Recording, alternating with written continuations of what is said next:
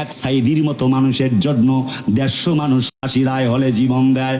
যদি তুমি ইসলামের বিপক্ষে রাজনীতি করো, অর্থনীতি, সমাজনীতি, যদি পরিবার নীতি চালাও, এই দুনিয়ার স্বার্থের জন্য, দুনিয়া তোমাকে প্রমাণ করে দেয় তোমার জন্য একজনও গিয়ে জীবন দিবে না। রাস্তায় কুত্তাকেও খুঁজে পাওয়া যাবে না।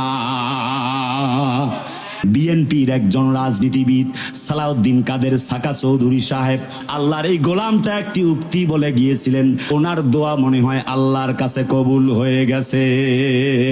উনি বলেছিলেন, জজ সাহেব, এই ট্রাইব্যুনাল থাকবে এবং এই ট্রাইব্যুনালেই একদিন যারা আমাকে আজ ফাঁসি দিচ্ছে তাদেরও ফাঁসি এই ট্রাইব্যুনালেই হবে।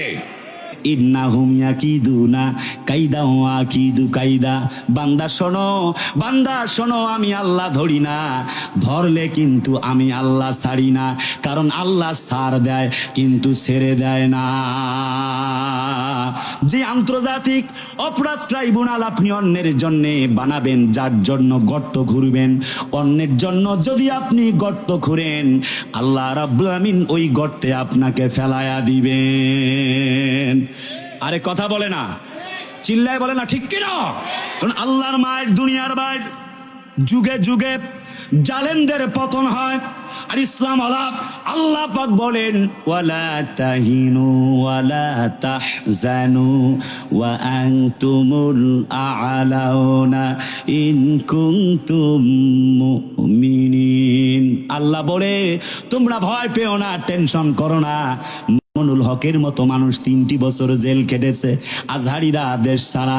এমনি করে মুফতি সাখওয়াত রাজিরা জেলে বন্দি। চরমনার পীর সাহেবকে চেয়ার দিয়ে পিটানো হলো, রক্তাক্ত করা হলো।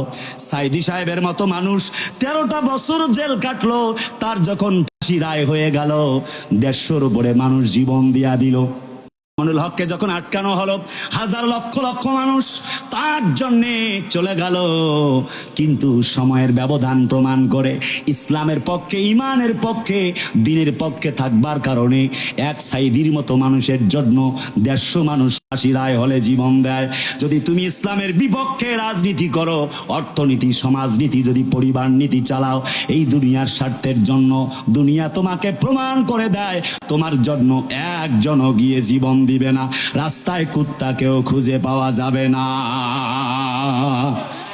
ইতিহাস থেকে সাক্ষ্য নেওয়া লাগবে, ইতিহাস গ্রহণ করতে হবে। বিদায় বেলায় বলে যাচ্ছি, জাতির শ্রেষ্ঠ সন্তানদেরকে যখন ফাঁসির মঞ্চে ঝুলানো হচ্ছিল, ইসলামওয়ালা, কোরআনওয়ালাদেরকে আল্লাহ রাব্বুল আমিন সেই আসমান থেকে জমিন পর্যন্ত ফয়সালা রেডি করে রেখেছেন।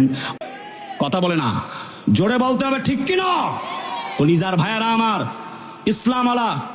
ইসলামওয়ালা মুসলমানদেরকে যখন প্রকোষ্ঠ দিয়ে জেলখানার কুটিতে যখন বন্দি করা হচ্ছিল, মামুনুল হকদেরকে, আল্লামা জুনাইদ বাবুনগরীকে, আমাদের চরমনার পীর সাহেবকে, নায়েবে আমিরুল মুজাহিদিনকে যখন চেয়ার দিয়ে পিটানো হচ্ছিল, আল্লাহর আরশ কাঁপতেছিল। যখন আমাদের আমির হামজারা জেলে, মামুনুল হক সাহেবেরা জেলে, আল্লাহর এই বদদুয়া গোটা জাতিকে প্রমাণ করে দিয়েছে যে আল্লাহর এই সেই জমিনে যারাই জুলুম করবে তাদেরকে আল্লাহ তাআলা ল্যাংট করে ছেড়ে দিবেন। কথা বলে না, ঠিক কিনা? আল্লাহকে দেখিয়ে দিয়েছেন যে ইসলামওয়ালা মুসলমানরা, মামুনুল হকের এই জেলকাণ্ড মিথ্যা ছিল, আমির হামজাদের জেলকাণ্ড মিথ্যা ছিল, আল্লামা জুনাইদ বাবুনগরীর এদের জেলকাণ্ড মিথ্যা ছিল, কোরআনওয়ালা, ইসলামওয়ালা বীর সেনানী আল্লামা সাইদি সাহেবদের এই জেলকাণ্ড মিথ্যা ছিল। সময়ের ক্রমান্বয়ে আল্লাহ তাআলা তার প্রতিশোধ হিসেবে আল্লাহ তাআলা বেশি দিন যেতে দেয় নাই, 15 বছরের মাথায় আল্লাহ তাআলা জালেমের বিচার করে এই দুনিয়ায় তার বিচার দেখিয়েছেন। কথা বলতে হবে, ঠিক কিনা? এই জন্য ইসলাম এবং মুসলমানদের পক্ষে থাকতে হবে। আপনার রাজনীতি, সমাজনীতি, আপনার পরিবার নীতি, জীবনের সর্বক্ষেত্রে সকল আইন দেখা শেষ। আমরা নতুন বাংলাদেশ দেখেছি, ইসলাম এবং মুসলমানদের ন্যায় বিচার প্রতিষ্ঠিত হয় নাই। সবুজ বাংলাদেশ দেখেছি, আমাদের অধিকার আদায় হয় নাই। পুরাতন বাংলাদেশ দেখেছি, আমরা শান্তির নিশানা পাই নাই। নতুন বাংলাদেশ দেখেছি, শান্তির নিশানা পাই নাই। এই জন্য সব কিছুকে আমরা কবর রচনা করে আগামীতে আর নতুন পুরাতন বাংলা নয়, আগামীর বাংলা দেখতে চাই ইসলামের বাংলা, আগামীর বাংলা দেখতে চাই কোরআনের বাংলা। এই পক্ষে কারা কারা রাজি? দুহাত তুলে আল্লাহকে দেখান।